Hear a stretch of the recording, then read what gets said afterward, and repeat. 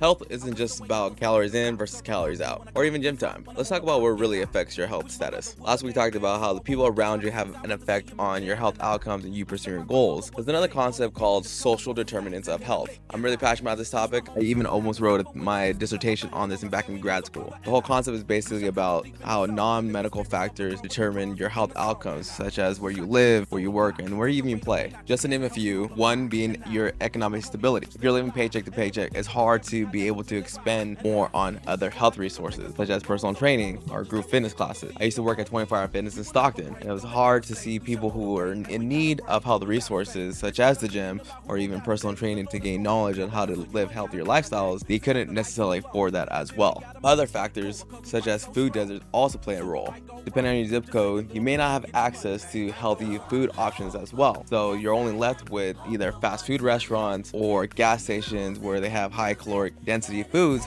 such as snacks, chips, and sodas. When I was in high school, it was easy for us to walk down the street to the nearest 7-Eleven, the nearest gas station, and even one freeway exit away was a whole street of fast food restaurants, including McDonald's, Wendy's, and Burger King. When these are the nearest and cheapest options for you, though your choices can be very limited and thus affecting caloric intake. On top of that, when you're thinking about like safe places to work out, even outdoor, even if you don't have access to a gym, some areas don't have even sidewalks to safely run. I can only imagine doing my marathon training without even a safe space to run. Plenty of studies have shown that your zip code can actually determine your health outcome. Summarized, based off where you live, based off your economic status, and even based off what your access to resources, all play a role when it comes to your health. So when you're thinking about whether or not you're reaching your goals, think about how your environment is playing a role in that as well. To figure out and game plan potential solutions. All in all, I empathize with those who have been in the situation where they come from low-income families or low-income communities as well and may not have the access